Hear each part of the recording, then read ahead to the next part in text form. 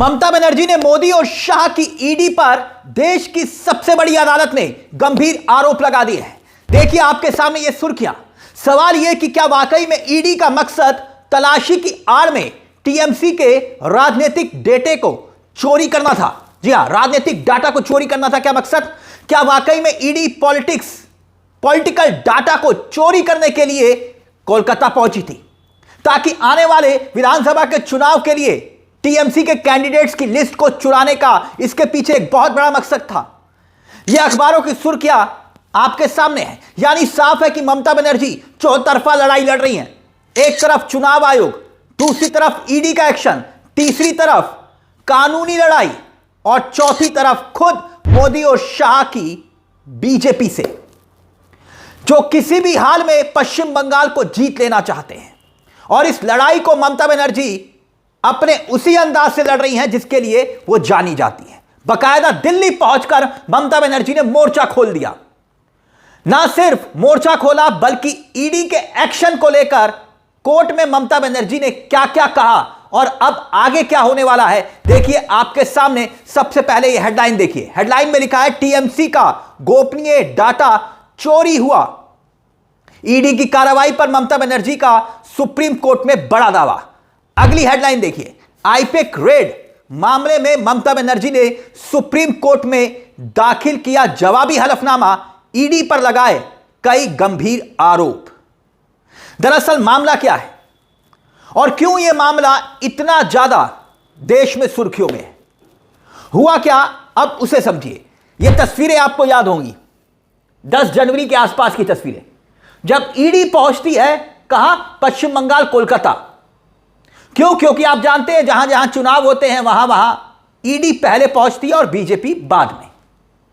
हुआ क्या, जैसे ही ईडी पहुंची कोलकाता आईपैक के दफ्तरों और वहां पर, क्योंकि निदेशक जो प्रतीक जैन, उनके घर की तलाशी लेने के लिए।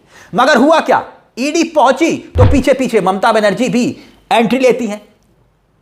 क्यों? क्योंकि आईपैक जो कंपनी है वो टीएमसी का सारा राजनीतिक काम देख रही है और ऐसे में जमकर वहां पर बवाल होता है और ममता बनर्जी तमाम फाइलों के साथ हाथ में लेकर वो बाहर निकलती है और जमकर अमित शाह को निशाने पर लेती है।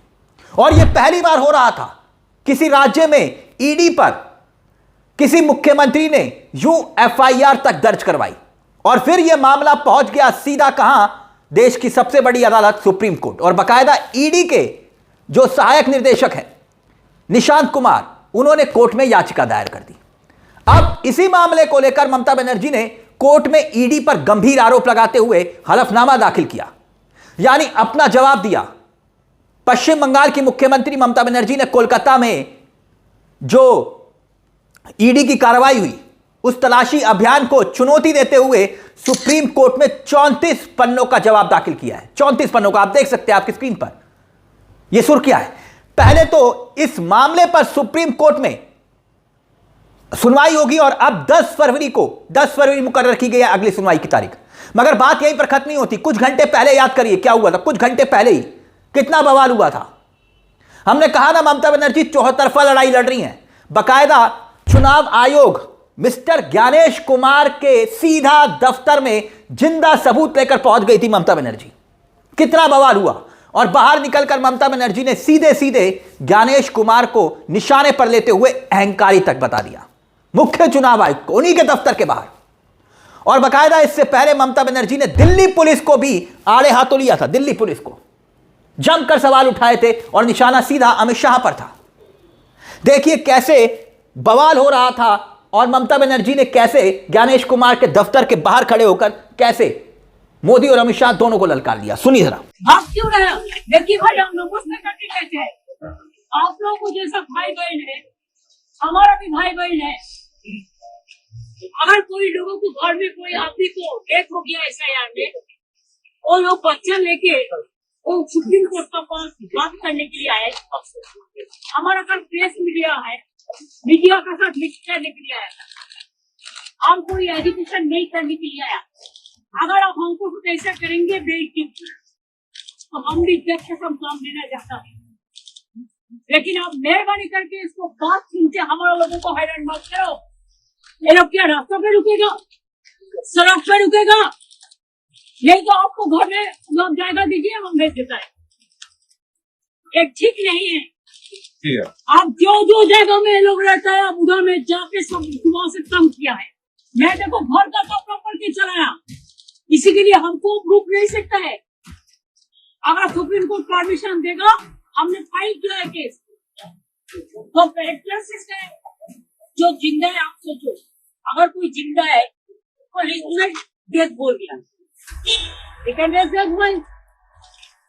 150 आदमी को डेथ हो गया, उसको घर में परिवार को देखने को नहीं है।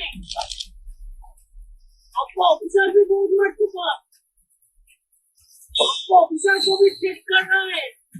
हम तो इंसाफ के लिए, इंसानियत के इंसाफ के लिए आए हुए हैं।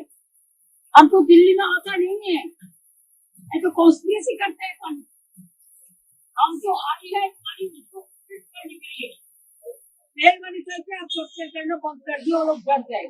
आप सोचो जैसा आपका घर के मटर दिया है, बहन दिया है, भाई दिया है, क्या है। खैर अब मामला कोर्ट में है, सुप्रीम कोर्ट में। ममता बनर्जी ने हलफनामे में कहा है कि ईडी का जो ये एक्शन हुआ, जो तलाशी अभियान था, वो पूरी तरह से एक बहानेबाजी थी, क्योंकि इस पूरी अभियान का मकसद जो था, तलाशी अभियान का मकसद था, वो था टीएमसी के गोपनीय राजनीतिक डाटा को चोरी करना, और वो भी अवैध रूप से।